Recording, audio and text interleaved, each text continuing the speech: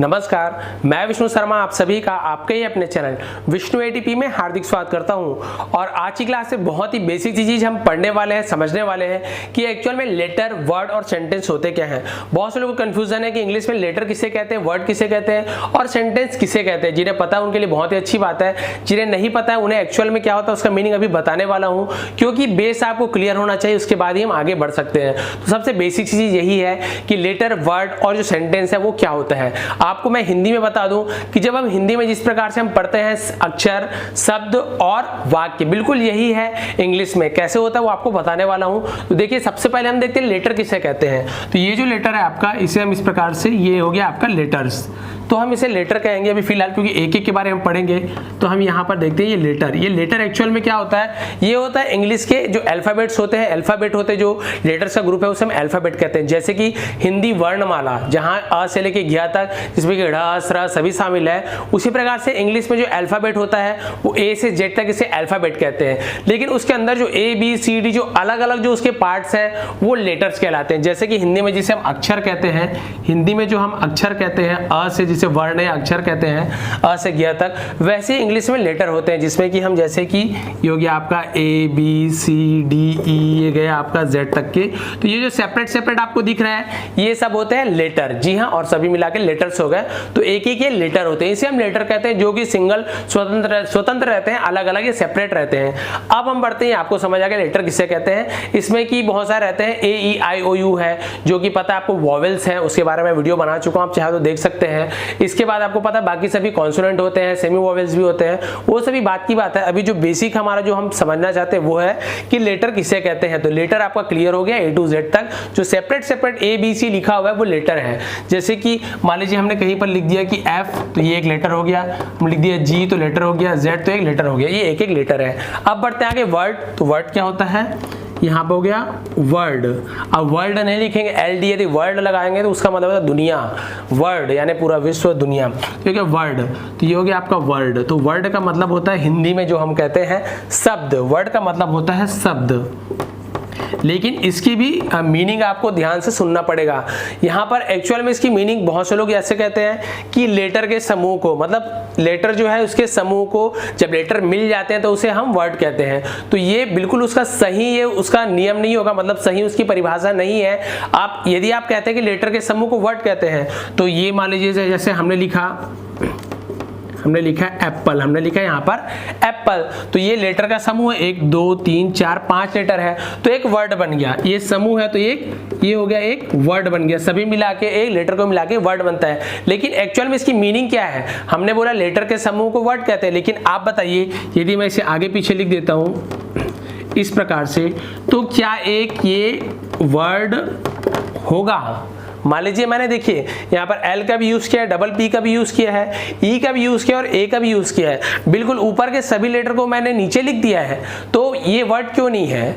यहाँ पर देखिए ये भी मैंने लिखा, तो ये एक वर्ड क्यों नहीं है, ये वर्ड क्यों नहीं है, क्योंकि वर्ड की एक्चुअल मीनिंग ये होती है कि जब हम लेटर को जब एक साथ लिखते हैं तो उसकी कोई मीनिंग निकलनी चाहिए। जी हाँ, कोई उसका अर्थ निकलना चाहिए, तभी उस लेटर्स का जो समूह है उसे हम वर्ड कहेंगे। जैसे कि हिंदी में होता है अक्षरों के समूह को हम वहां पर शब्द कहते हैं, अक्षरों के समूह को शब्द कहते हैं, लेकिन उस जो अक्षरों का समूह है उसका कोई मायने निकलना चाहिए, उसका कोई मायने निकलना चाहिए। जैसे कि हिंदी में मैंने आपको बताया, मान लीजिए हमने लिखा यहाँ पर प्याज, तो इसका कोई मतलब निकल रहा है, लेकिन यदि मैंने ऐसे लिख दिया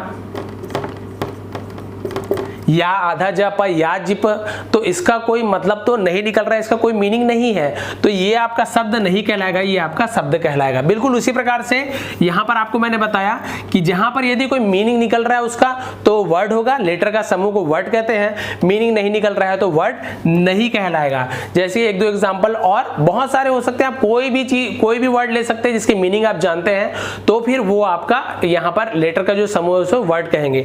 जैसे कि आप कोई सा भी ले लीजिए, मान लीजिए हमने लिखा यहाँ पर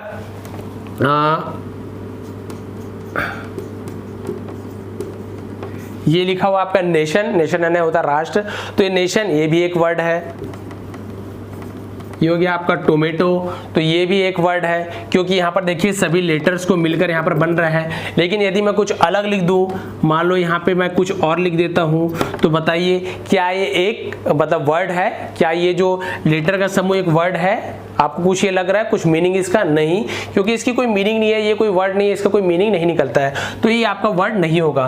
तो बेसिक आप समझ गए हैं कि यदि लेटर का जो समूह है, जो ग्रुप है, जो सम होता है, जो उसका योग होता है, उसे जब हम जोड़ते हैं तो उसका कोई मीनिंग निकलना चाहिए, और जब इसकी कोई मीनिंग निकलती है तो फिर वो वर्ड कहलाएगा। यदि उसका मीनिंग नहीं निकल रहा है तो वहां पर वो लेटर का समूह को वर्ड हम नहीं कहेंगे। ये बेसिक सा चीज आपको क्लियर हो गया। अब बढ़ते हैं हम सेंटेंस। अब हम आगे बढ़ते हैं सेंटेंस के ऊपर। तो देखिए सेंटेंस भी बिल्कुल इसी प्रकार से हम इसकी मीनिंग जान पाएंगे। अब यहाँ पे हम लिखते हैं ये आपका CE सेंटेंस, इसे हम कहते हैं, ये हो गया आपका सेंटेंस, जिसका मतलब होता है वाक्य, जिसका मतलब होता है वाक्य। तो यहाँ पर भी बिल्कुल वही मीनिंग होगी, लेकिन यहाँ पर क्या होगा, शब्दों के समूह को हम वाक्य कहते हैं। जी हाँ, जिस प्रकार से हम हिंदी में जानते हैं कि शब्दों के समूह को हम वाक्य कहते हैं जिसका कोई अर्थ निकलता हो, यहाँ पर भी अर्थ निकलना चाहिए। किसी भी जो बहुत सारा लाइन लिखा हो उसे हम वाक्य नहीं कह सकते, उसका कोई मीनिंग वहां पर निकलना चाहिए। जैसे कि हमने यहाँ पे देखा लेटर के समूह को हम शब्द कहा, मतलब लेटर के समूह को हमने वर्ड कहा, उसी प्रकार से वर्ड के समूह को बहुत सारे वर्ड जब मिल जाते हैं तो उसे हम सेंटेंस कहते हैं, तो वो एक वाक्य बनता है। जैसे कि यहाँ पर आप वर्ड देख सकते हैं, हमने यहाँ पर वर्ड बहुत सारे ले सकते हैं। जैसे कि हमने लिखा I am a डॉक्टर, यहाँ पे लिखा हुआ I am a डॉक्टर। तो यहाँ पे आप देख सकते हैं बहुत सारे, यहाँ पे आपको यहाँ पे सेंटेंस मिल जाएगा, यहाँ पर आपको वर्ड मिल जाएगा बहुत सारे। तो देखिए I, ये भी एक सिंगल एक वर्ड है क्योंकि I का मतलब मैं होता है, कोई मीनिंग निकल रहा है, तो ये एक वर्ड है। M, ये भी कोई वर्ड है। ये भी एक लेटर भी है और इसका वर्ड भी है, क्योंकि ए का मतलब एक होता है तो इसका मीनिंग है डॉक्टर, तो ये भी एक वर्ड है। तो देखिए वर्ड वर्ड वर्ड वर्ड, सभी वर्ड, तो वर्ड्स का जब समूह मिल जाता है तो एक सेंटेंस बन गया, पूरा एक सेंटेंस है। आई एम अ डॉक्टर, मैं एक डॉक्टर हूं, तो ये एक सेंटेंस बन गया। पूरा वर्ड को मिलाते हैं तो सेंटेंस बनता है, तो उसे हम कहते हैं, वर्ड्स का जब मिला के उसकी कोई मीनिंग निकलती है तो उसे हम सेंटेंस कहते हैं। लेकिन यदि हम दूसरे प्रकार से लिख दें, मान लीजिए हम इसे लिख देते हैं डॉक्टर AMI, तो फिर ये जो है सेंटेंस नहीं बनेगा, क्योंकि इसकी जो मीनिंग है वो सही नहीं है। इसका मीनिंग आपको नहीं पता चल रहा है, इसका मीनिंग आपको सही समझ नहीं आ रहा है, ये सही क्रम में नहीं लिखा हुआ है, इसलिए आपका ये सेंटेंस नहीं कहलाएगा, बिल्कुल जैसे मैंने ऊपर बताया था। तो यदि इसकी कोई मीनिंग निकलती है तो फिर ये सेंटेंस कहलाएगा। तो बहुत ही बेसिक है। जो आपका यहाँ पर देखिए लेटर्स है, तो लेटर सेपरेट हो गया। लेटर्स का जो समूह है उसे हम वर्ड कहते हैं, और वर्ड का जो समूह होता है उसे हम सेंटेंस कहते हैं। तो ये बेसिक सा चीज था, बहुत ही क्लियर हो गया होगा आपको अच्छे से। तो ये इस प्रकार से वीडियो आपको समझ आई होगी कि क्या मैं समझाना चाहता हूं। तो ये बहुत ही बेसिक चीज है, आपको बच्चों को ये सब समझाना पड़ेगा, आप भी समझ जाइए, आपको बहुत ज्यादा इससे फायदा होने वाला है।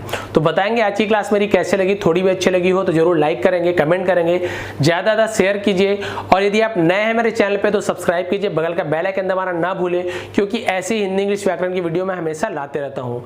आप सभी का बहुत बहुत धन्यवाद।